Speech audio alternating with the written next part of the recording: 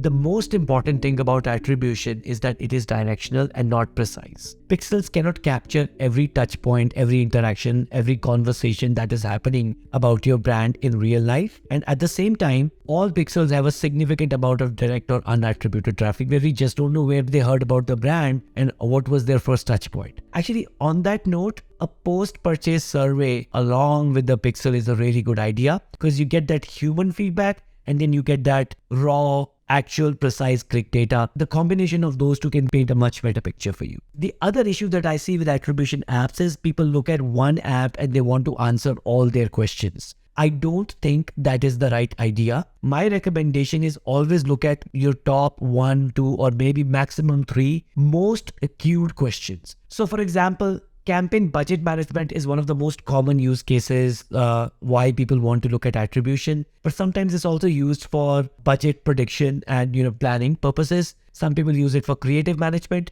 but no app is going to answer all your questions. So focus on 1, maybe 2, but a maximum of 3 of your most acute questions, and then choose the tool that helps you answer that. So let's get started with the questions that you're all here for. Do I really need a first-party pixel? Well, the answer depends on what are your most acute questions and will a pixel help you answer them. And also, I think there are other factors. This is actually a fairly complicated question. Other factors like how long is your conversion window? If most of your traffic is converting within like 3 to 5 days of their first touch, you probably don't need the pixel as much. But here is a more detailed answer. For anybody who's doing less than 1K a month in daily spend and they're predominantly just working on one channel like Meta, it's a nice to have. You can get a lot of good directional information from your in-platform analytics as well. However, as you start mixing those channels, now you're adding Google, you're adding TikTok, you're experimenting with some other things, I think it starts becoming more and more valuable. And finally, after a certain spend like 5K a day, I think it's a must-have because at that point, there is significant channel overlap. Certain campaigns do well, others totally bomb. You want to look at creative analytics. I think the complexity just starts to increase. So it's much nicer to have that reliable click-based data to help you make budget decisions. And finally, let's address the main question. Which is the best app for attribution? I would go back to what we've discussed earlier. Which is the app that best answers your most acute questions? I think that's the best app for you, but I'm still going to give you a more detailed answer. I think that is the main criteria though that you should have when selecting an app. Let's start with Northbeam.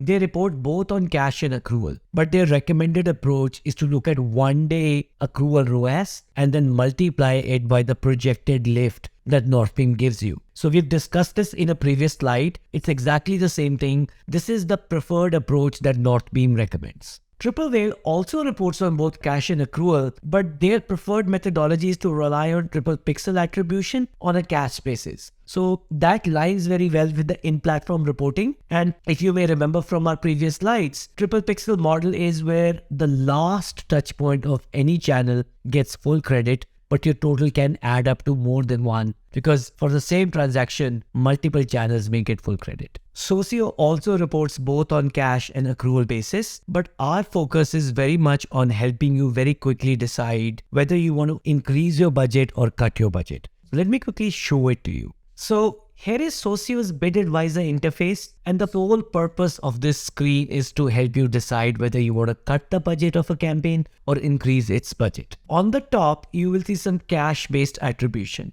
We've spent $1,900 and Socioh has attributed $8,000 to this particular campaign and the attributed ROAS is 4.17. But at the bottom, we also show you your 1-day accrual-based click ROAS, your projected lift over a 7-day and a 28-day period. Now, in this particular account, you'll see that about 90% of the revenue is actually realized on a 1-day click basis, and the lift is minimal, about 10%.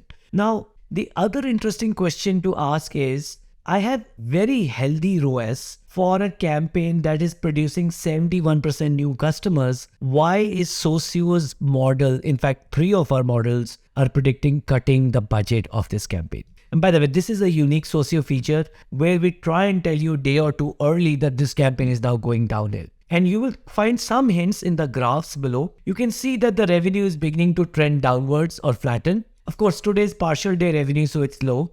And also you will see that purchases are beginning to go down the last 2-3 days. And there is a good reason for that. This is St. Patrick's campaign. As we are approaching St. Patrick's Day, the campaign is beginning to slow down. So we will cover this interface in detail in the next section of a presentation, which is the demo of the Socioh's free first-party pixel. But again, to quickly recap Socioh, our focus is very much on helping you manage your budgets, and we make it very, very easy for you to do that. If you liked what you saw and would like access to it, all you have to do is go to freethepixel.com and get on the waitlist, and we're doing our best to roll out invites as quickly as we can. If you have any questions for me, you can always tweet at me and I'd be happy to answer any questions that you have. Have a good day.